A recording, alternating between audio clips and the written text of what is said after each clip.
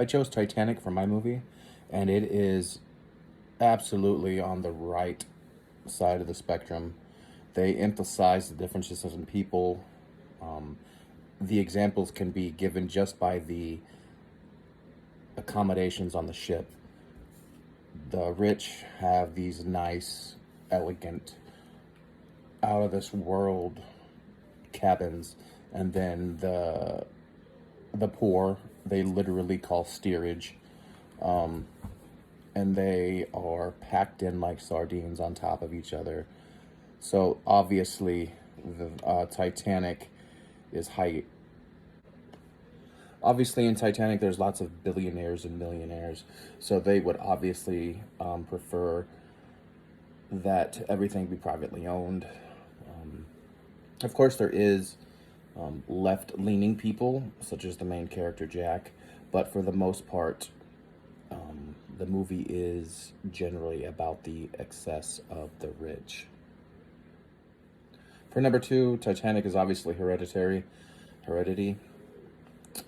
Obviously, if you don't come from a well-to-do old money, then you are an outsider.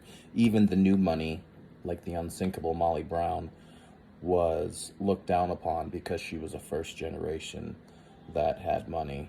So not only did you have to be rich and powerful, but you had to come from a good family.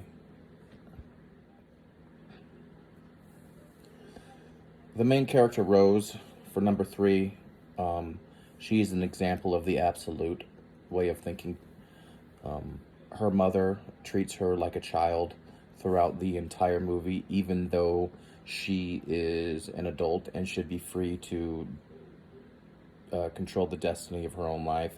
But she's being forced to marry a man that she doesn't like because it's what's expected of her, and children obey in their world. I think the entire movie leans to the religious side of things because even the poor in this movie are shown to be pretty religious, especially the Irish that are coming over on the Titanic. They are known for their Catholicism, which there are several scenes in Titanic where they're all in church together, in a chapel together on the boat. That simply wouldn't happen nowadays. For number five, I honestly think that Titanic falls right in the middle, right into the centrist type of ideals, because the poor believe in the future while the rich are stuck in the past.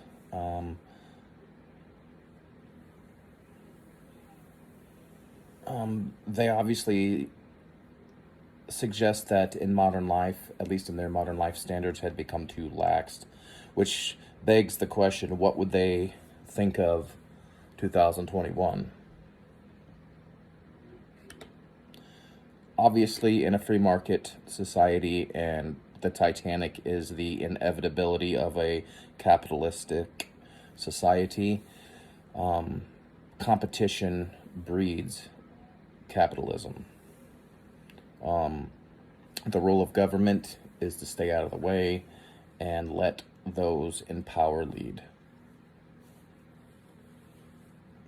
Obviously, number seven, you're an insider. It emphasizes the importance of leadership in determining the main course of history, whether it is good history or bad history. The rich and the leaders that were on the Titanic definitely were entrenched in their power and authority, and quite literally doomed everybody in their ignorance.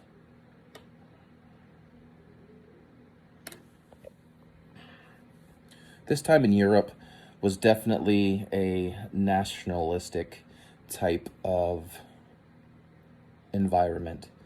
For number eight, you were an Englishman, you were an Irishman, you were from Germany, you were an American, and you were typecast in those roles.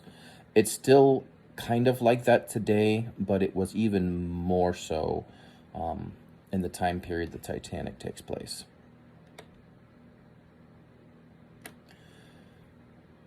Definitely what's supposed to be happening in the Titanic is marital monogamy, but it also hits on the growing sexual freedom of the day.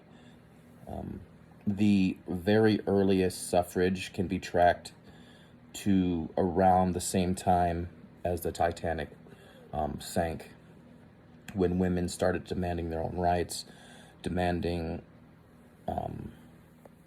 There is absolutely no mention of the LGBTQ community in the Titanic, and I think that's pretty indicative of the time period. So that's definitely very rightist. The result is that Titanic is very right centric. It is all about old money and the impression that if you come from a decent family or a good family and that you have money, it makes you superior to everybody else, and that you should literally have the right to board a boat first in a life-threatening situation, or that you have a right to a bigger cabin because you are superior in some way because you come from money. So the Titanic is absolutely a rightist ideology.